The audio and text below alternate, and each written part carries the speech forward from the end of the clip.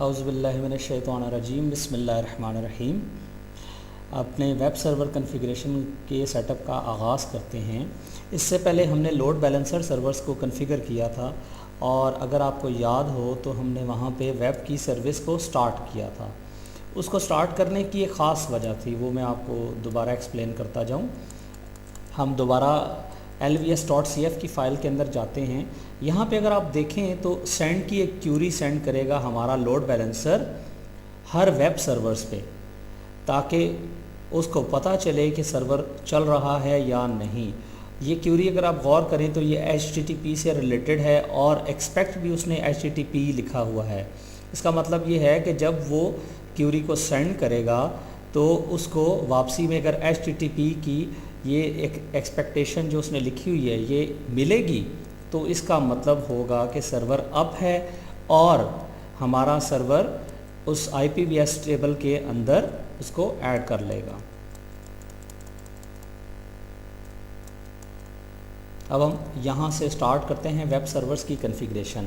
यहाँ पे सबसे इम्पॉर्टेंट चीज़ जो मैं आपको बताता जाऊँ, जब हमारे पास रिक्वेस्ट आती है तो अगर आपको याद हो हमने एक फ्लोटिंग IP बनाया था अपने लोड बैलेंसर के ऊपर, तो इनफैक्ट सारी रिक्वेस्ट उसी पे आएंगी। हमारे सेटअप के अंदर फ्लोटिंग IP था 10.0.0.3 और सारी जितनी भी हमारे पास क्यूरीज आएंगी या रिक्वेस्ट आएंगी वेब की, सारी उस पे आएंगी और उसी के ज़रिए तमाम वेब सर्वर्स पे वो रिक्वेस्ट जाएंगी। तो उसके लिए हमें या तो IP टेबल्स को इस्तेमाल करना पड़ेगा ताकि रिक्वेस्ट आए और वेब सर्वर बजाय इसके कि उसको लोड बैलेंसर पे वापस भेजे, बल्कि इसको वापस वो डायरेक्टली क्लाइंट के पास भेजे। या तो हमें वहाँ पे IP टेबल्स को इंस्टॉल करना पड़ेगा और उसको कॉन्फ़िगर करना पड़ेगा, या फिर हम rtables-gf इसके पैकेज को इंस्टॉल करेंगे और इसको कॉन्फ़िगर करने के बाद इंशाल्लाह आगे इसका सेटअप लेकर चलेंगे। तो यहाँ पे हम yum की कमांड से rtables को इंस्टॉल करते हैं।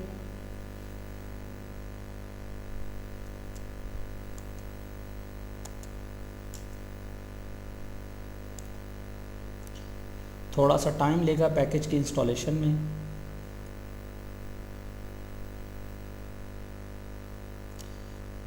यहाँ पे मैं rtables का थोड़ा सा बिहेवियर आपको बताता जाऊँ।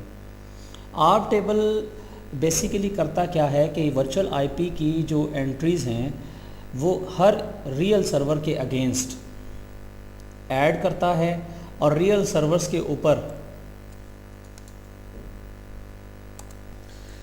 यहाँ में मैं आपको ये पढ़ के थोड़ा समझाने की कोशिश करता हूँ। यहाँ पे rtables-a इनपुट की चेन के अंदर ये कह रहा है कि डेस्टिनेशन क्या है, वर्चुअल IP, उसके अगेंस्ट ड्रॉप करो। यानी वर्चुअल IP के अगेंस्ट ये ARP की रिक्वेस्ट को रिप्लाई ना करे और आउटपुट पे क्या करे, आउटपुट पे जो वर्चुअल IP है उसके अगेंस्ट मैंगल करे IP आपके लोड बैलेंसर का जो उस वक्त एक्टिव हो, चाहे वो आपका लोड बैलेंसर 1 है चाहे वो आपका लोड बैलेंसर 2 है, ताकि नेक्स्ट टाइम जो रिक्वेस्ट आए वो नेक्स्ट टाइम भी लोड बैलेंसर के साइड से ही आए और ये डायरेक्टली उसको रिप्लाई ना करें। और उसके अलावा एक और बात ये है कि ऐसा ना हो कि आपके एक ही रियल सर्वर पे रिक्वेस्ट आना शुरू हो जाएं, बल्कि आपके मल्टीपल रियल सर्वर्स या वेब सर्वर्स होंगे और उन सारों पे रिक्वेस्ट आए। इसके अलावा एक और हम काम करेंगे, यहाँ पे इसके टेबल्स मैंने यहाँ पे सेव किए हुए हैं। पहले हम देख लें हमारे पैकेजेस कहाँ तक पहुँचे हैं। जी बिल्कुल, एक दफ़ा हमें यहाँ पे येस करना पड़ेगा। येस करते हैं ताकि rtables-jf का ये पैकेज इंस्टॉल हो जाए। और यहाँ पे हमने rtables के रूल्स लिखे हुए हैं बेसिकली, वो भी ऐड करते हैं। और उसके अलावा हमें एक और काम करना पड़ेगा जो बहुत इम्पॉर्टेंट है। इस काम का मकसद क्या है, इसका मकसद ये है, हमने एक लूप बैक एड्रेस सेट करना है, इंटरफेस क्रिएट करना है और उसको वर्चुअल IP जो हमारा वेब सर्वर का बेसिकली जिस पे वेब सर्विस दी जा रही है, सर्विस IP, वो हमने ऐड करना है लूप बैक के, ताकि हर रियल सर्वर को उसके पास जो 10.0.0.3 की रिक्वेस्ट आए तो वो उसको अपने लिए समझे। और जैसा कि आपको पता होगा यकीनन कि लूप बैक का एड्रेस बाहर से कम्युनिकेट करने के लिए नहीं होता, बल्कि उसकी इंटरनल कम्युनिकेशन के लिए होता है। तो जितनी देर में वो पैकेज इंस्टॉल हो रहा है rtables, हम ये भी काम कर लेते हैं साथ। इसको करते हैं कॉपी। जी मेरे ख्याल से हाँ जी ये भी इंस्टॉल हो गया है। और बिफ़ोर डूइंग दैट हम यहाँ पे अपना लूप बैक एड्रेस क्रिएट कर लेते हैं, लूप बैक इंटरफेस सॉरी। और ये हमने एक कॉन्फ़िगरेशन इसके अंदर लिखी हुई है, इस कॉन्फ़िगरेशन को हम यहाँ पे कॉपी करते हैं और इसको हम वहाँ पे ऐड कर लेंगे, पेस्ट करते हैं। जी बिल्कुल, यहाँ पे अगर आप गौर करें तो इसका आईपी एड्रेस हमने 10.0.0.3 दिया हुआ है, लेकिन नेट मास्क क्या है 255.255.255 ताकि ये बाहर से कम्युनिकेट ना कर सके। और नेटवर्क क्या है 10.0.0.0.0। और इसी तरह ब्रॉडकास्ट इसका देख लें, ऑन बूट्स येस है और नेम इसका है लूप बैक। और यहाँ पे हम कमांड रन करेंगे इफ़ अप LO, जी ये कैप्स में है, इफ़ अप LO:0। और एक और चीज़ आपने याद रखनी है, इसका एक प्रॉब्लम भी है, वो ये है कि ये जब भी आपका सिस्टम अप होगा तो ये ऑटोमेटिकली अप नहीं होगा। तो हम सिंपल ये काम करते हैं, यही कमांड इफ़ अप LO:0 और इसको हम यहाँ पे ETC के अंदर rc.local की एक फ़ाइल है उसके अंदर कॉपी कर लेते हैं। जैसा कि आप सबको पता होगा ये फ़ाइल किस काम आती है, जो सर्विस हम किसी तरीके से स्टार्ट नहीं कर सकते रन टाइम पे या स्टार्टिंग पे, तो उसके लिए हम rc.local की फ़ाइल के अंदर वो डाल लेते हैं। जैसा कि आप देख रहे हैं कि आपके पास ये इंटरफेस अवेलेबल है, इसका IP और सब कुछ। इस फाइल को हम सेम फाइल को यहाँ से हम SCP करते हैं अपने दूसरे वेब सर्वर पे www.2 पे कॉलन, जितने भी आपके वेब सर्वर्स इस नेटवर्क पे अवेलेबल होंगे जो आपके एज अ लोड बैलेंस या जिन पे लोड बैलेंस किया जाएगा काम करेंगे, उसके लिए ज़रूरी है कि आपने ये काम करना है। और यहाँ पे भी हम सिंपल ये कमांड रन करते हैं इफ़ अप LO:0 और यहाँ पे इफ़ कॉन्फ़िग करके इसको हम चेक कर लेते हैं। जी बिल्कुल, हमारे पास इंटरफेस आ गया। और एक दफ़ा इको की कमांड से हम इफ़ अप LO:0 करके हमारी ETC के अंदर rc.local की फ़ाइल के अंदर इसको ऐड कर लेते हैं। और एक दफ़ा उस फाइल को भी हम यहाँ पे चेक कर लेते हैं लोकल। जी हमारे पास ये आ गया यहाँ पे।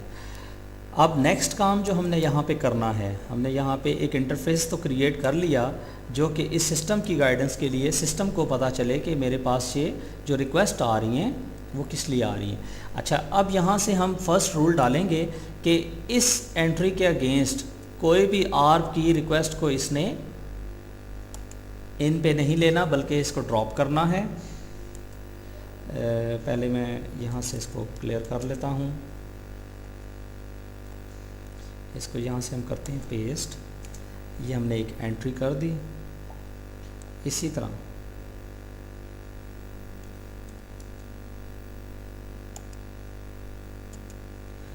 तरह हम अपनी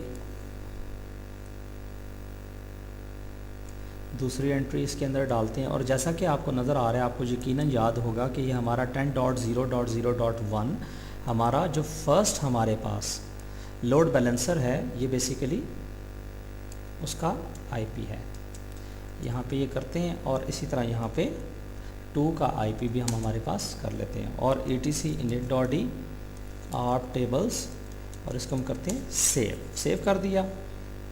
और एक दफ़ा ARP tables -l की कमांड से चेक कर लेते हैं कि हमारी ये रिक्वेस्ट, जी बिल्कुल आपके सामने, जैसा कि आपको याद होगा कि हमने ये क्या लिखा था। और इसी तरह LB1 और LB2 की हमारे पास एंट्रीज़ आ गई हैं। और सेम यही काम हम अपने दूसरे सर्वर के ऊपर भी करते हैं। यहाँ से ये कमांड कॉपी करते हैं,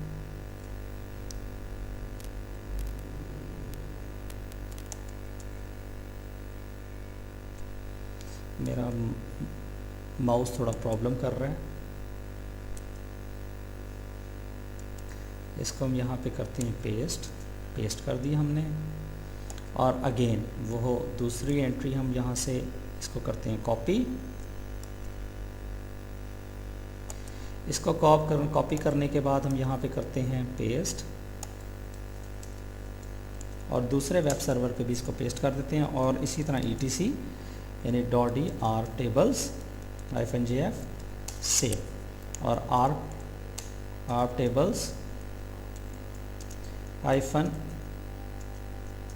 की कमांड से हम यहाँ पे चेक कर लेते हैं।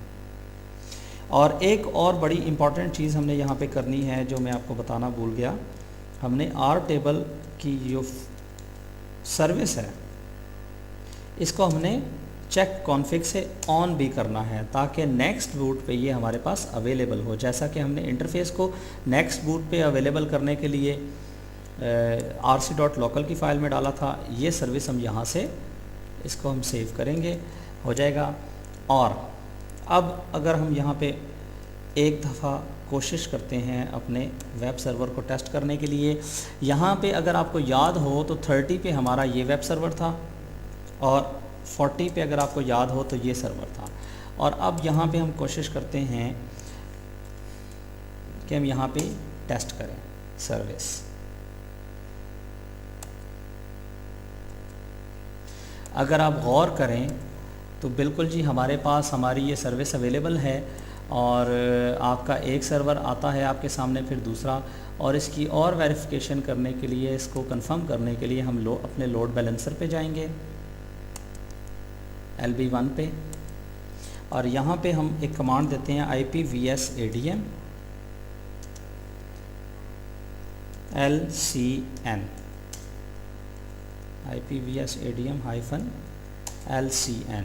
और अगर आप यहाँ पे गौर करें तो ये रिक्वेस्ट जहाँ से आ रही है, ये 30-40 ये आपस में रिक्वेस्ट डिस्ट्रीब्यूट हो रही है, डेस्टिनेशन ये है। और इसको हम दोबारा एक दफ़ा अपना ब्राउज़र खोल के उसमें चेक कर लेते हैं। जी बिल्कुल, ये हमारा लोड बैलेंसर इस वक्त परफेक्ट काम कर रहा है। और जैसा कि आपको याद होगा कि हमने राउंड रॉबिन RR की क्यूरी यहाँ पे लगाई थी कि सीक्वेंशियल क्यूरी हो, दोनों को बार बार वो आंसर करे। जी बिल्कुल जी, अगर आप गौर करें। और अगर आप और देखना चाह रहे हैं इसको तो हम वॉच की कमांड से इस फाइल को, इसको IPVSADM-LCN को चला लेते हैं और यहाँ से इसको हम साथ व्यू भी करते रहते हैं। ये रिक्वेस्ट हमने दोनों पे रिक्वेस्ट की, ये बार बार एक मशीन आ रही है और दूसरी मशीन आ रही है। और एक दफ़ा दोबारा आपकी कंफर्मेशन के लिए मैं आपको दिखा देता हूँ कि 30 पे हमारे पास ये सर्वर अवेलेबल है और 40 पे हमारे पास ये सर्वर अवेलेबल है। और अगर हम 3 पे इनको चेक करें तो अल्हम्दुलिल्लाह हमारा ये कॉन्फ़िगरेशन कंप्लीट हो गई। तो इसके बाद इंशाल्लाह नेक्स्ट सेशन में हम एक DRBD के साथ डेटाबेस सर्वर क्रिएट करेंगे और वहाँ से डेटाबेस लेंगे और फिर एक वेबसाइट बनाएंगे जो कि डेटाबेस इनेबल होगी। इंशाल्लाह नेक्स्ट सेशन में उसको डिस्कस करेंगे।